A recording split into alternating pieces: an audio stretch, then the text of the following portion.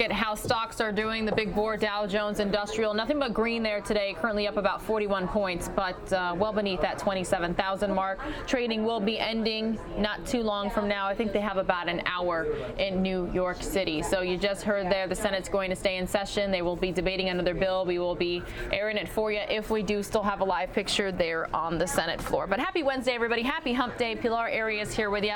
I haven't had a chance to officially say hello. I was with Mike Page at the end of News Now on Fox 10 Extra, but now I'm actually going to get to say hello. I've got some top stories ready to go for you. Remember, anytime we're looking away from the screen, that's because we're getting things ready. Wanted to make sure that the audio was A-OK for you. So this first top story I have for you is in North Carolina, where an off-duty sheriff's captain was able to save a girl's life just enjoying the beach over the weekend, and this incident happened to happen. So let's get the latest right now on News Now.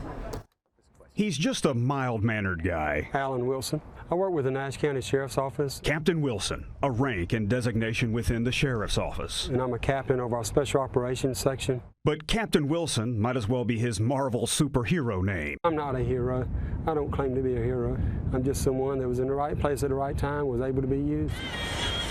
You see, Captain Wilson was off duty Sunday, enjoying some time on the sand of Atlantic Beach. And noticed there was about maybe 6 kids just to the right of us. One particular little girl was on a float, and looks like she just kept getting further away. The girl was about 12 years old, and he thinks she was about 100 yards from the shore. It wasn't long after that she came off the float from a wave, and as she appeared to try to swim to it, she couldn't get to it, and I could tell she was distressed. So Captain Wilson did what captains do.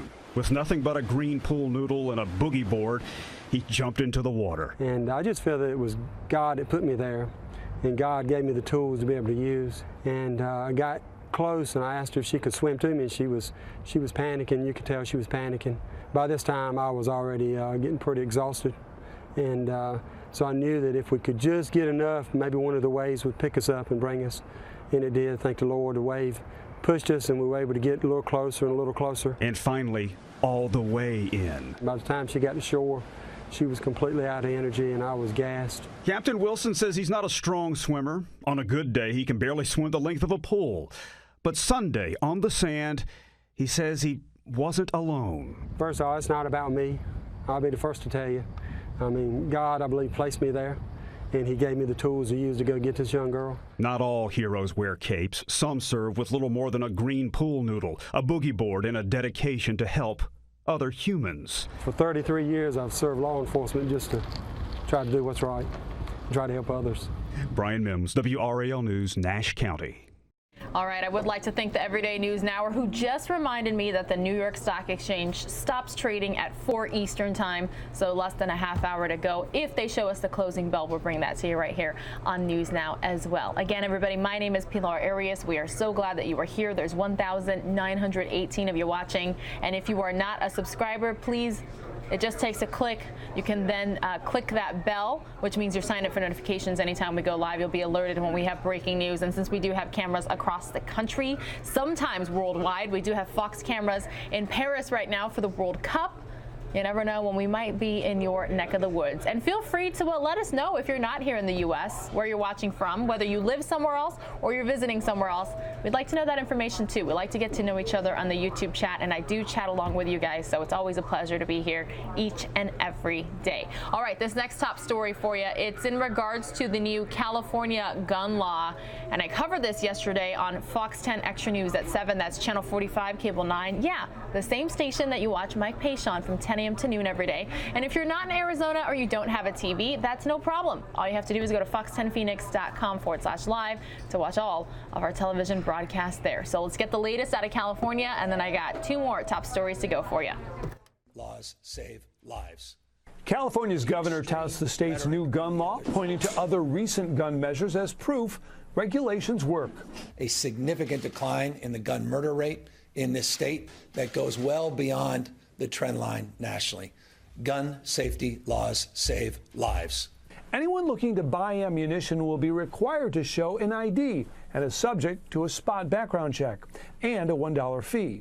And the new law also bars online sales of ammunition, forcing buyers to use a licensed dealer, load their own, or cross state lines. The goal, officials claim, is to deny ammunition to those who illegally obtained firearms. They were able to get it through online sales, delivered to their very front door like a pizza, with no background check or any kind of regulation whatsoever. Gun store owners say there is no evidence of stockpiling ammo ahead of the new regulation come July 1st, but some buyers are not happy with the new law. Now we're going to have to register or do some kind of crazy paperwork just to come in and buy ammo for, a weekend with the kids. It's ridiculous. But the state insists it's necessary. Researchers examined sales from 10 LA gun stores over 2 months and claim some 10,000 rounds were sold to buyers legally barred from owning a firearm.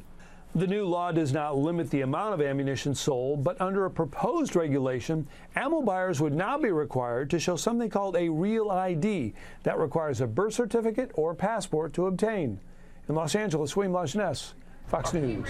All right, William, thanks so much. A lot of states are going to be requiring those real IDs in order to fly. I know here in Arizona, I believe that law goes into effect next year. I'm not quite sure which month. I'm sure the information is readily available, probably on fox10phoenix.com, because I know we've been covering it quite often. So in order to tell if you have a real ID, look at your identification or your driver's license. Remember, some people don't drive, they just have identifications. And if it has a star on the top right-hand side, that means you have a real ID, and that is good enough to fly with. Now, internationally, you still need a passport, but the real ID will be needed to fly domestically as well, coming up here soon in Arizona in order to pass those TSA checkpoints. All right, I got a couple health-related stories for you. This first one, it's the summertime mosquito season, right? And we have mosquitoes every single year, but a lot of parts of the country have been seeing a lot of wet weather. So what does that mean? More breeding, more mosquitoes.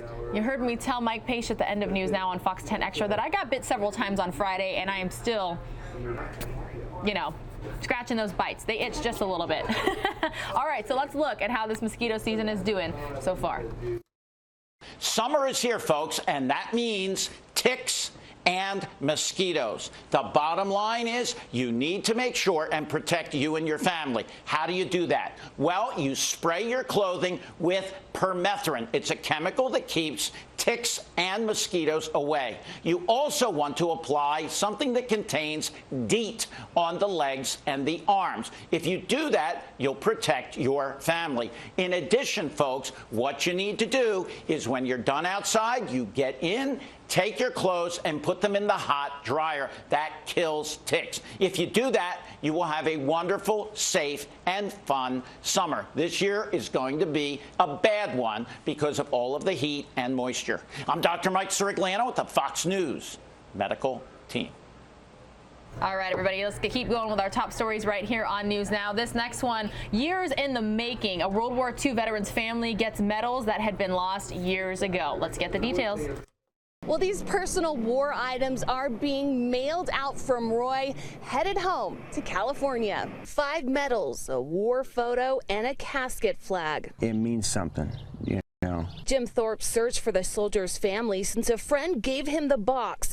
It was found in an Ogden apartment last year. After so long, it got to the point where I really didn't know if we would ever find him. Now the search is over for Thomas D. Walker's family. It's just amazing how it all came together. A Facebook post reached his relatives in California. Bonnie Walker Marshall immediately recognized her Uncle Doug. She confirmed it with a copy of the same photo. He was an exceptional caring man. Marshall says her Uncle Doug served bravely in the Pacific, losing his eye during battle, earning him the Purple Heart. The 2-time widower never had children and died 12 years ago. It's just an honor to have this back in the family. And through all that everyone did, it was a tremendous effort. And it just wonderful. As far as how the memorial got to Utah, it's anyone's guess. They're excited, and I'm excited for them. I'm excited to send it. It's been a long time coming. And Walker's war medals are headed to Doug's younger brother, Dale, who lives in Ukiah, California. Reporting in Roy, Haley Higgins, Fox 13 News, Utah. All right, we've been having a lot of stories out of Utah lately. The Fox affiliate there, 13 KSTU, staying on top of covering all the local stories as well as those that have made national news as well, including the Mackenzie Lewitt case. She's still missing as far as I know. When and if we get any updates, we'll bring them to you here on News Now because we've been covering that story quite extensively as well. well. Okay, I told you I had 2 health stories for you. We talked mosquitoes. Now let's talk makeup. Turns out it sends tons of kids to the hospital every year after they accidentally ingest it. And I mean, we had Tide Pods where kids were getting into situations like that. So it's pretty much adult supervision at all time for minors, especially young kids, is very important. Let's get the details. Every day, approximately 12 children end up in the emergency room by ingesting or using improperly chemicals that are found commonly around the house. These are toiletries like nail polish remover, hair relaxer. Some of these products contain chemicals that can be very, very dangerous. Now, if a child under the age of 5 looks at something that's pretty with colors or has flowers on it, they can't tell the difference if it's something to eat or something not to eat. So, as parents, we need to make sure that we keep these out of the reach of children. Make sure that you have a poison control number always available in the house. And finally, never put these products in a container other than the original container.